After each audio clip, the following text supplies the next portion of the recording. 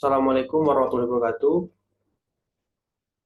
Perkenalkan, saya Dea Agung Nugraha dengan NIM atau nomor induk mahasiswa ada C1C020063. Saya dari Prodi Akuntansi. Pada kesempatan kali ini saya akan menjelaskan mengenai perkembangan awal akuntansi, kemudian sejarah akuntansi, perkembangan akuntansi syariah, kemudian sekilas prosedur dan istilah yang digunakan, dan terakhir itu hubungan antara akuntansi modern dan akuntansi syariah. Langsung saja kita masuk ke pembahasan pertama atau materi pertama, mengenai sejarah dan perkembangan akuntansi. Sejarah perkembangan akuntansi bilang secara menarik kalau kita lihat dari awal terjadinya pencatatan. Dikatakan menarik karena orang yang pertama melakukan pencatatan justru bukan dari seorang ahli akuntansi, melainkan dia ahli dari matematika yang bernama Luca Pacioli pada tahun 1494.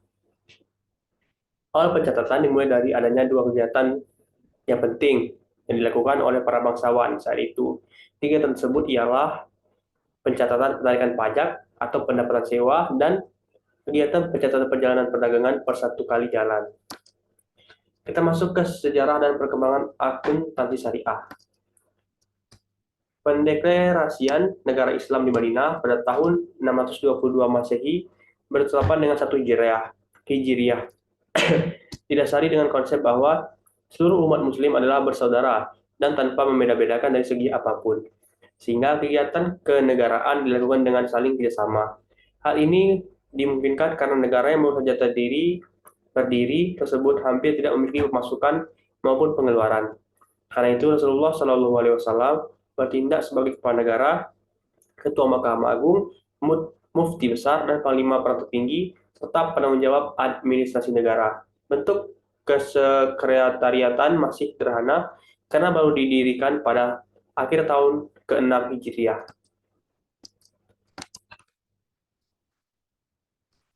Baik, kita masuk ke prosedur dan istilah yang digunakan. Tujuan sistem akuntansi adalah untuk memastikan akuntabilitas, mendukung proses pengambilan keputusan, serta mempermudah proses evaluasi atas program yang telah selesai. Tujuan ini tidak hanya berlaku di pemerintahan, tetapi juga pada perusahaan. Orientasi sistem akuntansi ini adalah melaporkan kegiatan yang menghasilkan laba atau rugi, atau surplus atau defisit, dan menyelesaikan seluruh kebutuhan dari negara. Namun, perhitungan dari sistem akuntansi ini masih memasukkan transaksi yang bersifat moneter dan non-moneter. Baik, kita masuk ke hubungan antara akuntansi modern dan akuntansi syariah.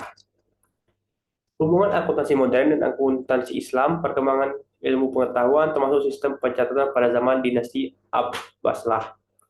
Pada tahun 750 sampai 1258 Masehi. Sudah sedemikian maju.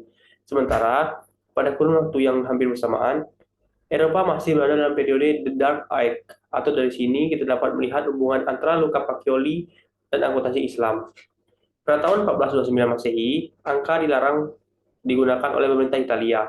Luca Pacioli selalu tertarik untuk belajar tentang hal tersebut, serta belajar dari Alberti, seorang ahli matematika yang belajar dari pemikir Arab dan selalu menjadikan karya Fisah sebagai rujukan. Kemudian alasan teknis yang mendukung hal tersebut adalah Luca Pacioli mengatakan bahwa setiap transaksi harus dicatat dua kali, di sisi sebelah kredit dan di sisi sebelah debit. Dengan kata lain, bahwa pencatatan harus diawali dengan menulis sebelah kredit dan di sebelah debit. Penelitian tentang sejarah dan perkembangan akuntansi memang perlu dikaji lebih dalam, mengingat masih dipertanyakan bukti otentik atau langsung tentang hal tersebut bagaimana diungkapkan oleh Napier. Baik, itu saja yang dapat saya sampaikan. Saya akhiri. Wassalamualaikum warahmatullahi wabarakatuh.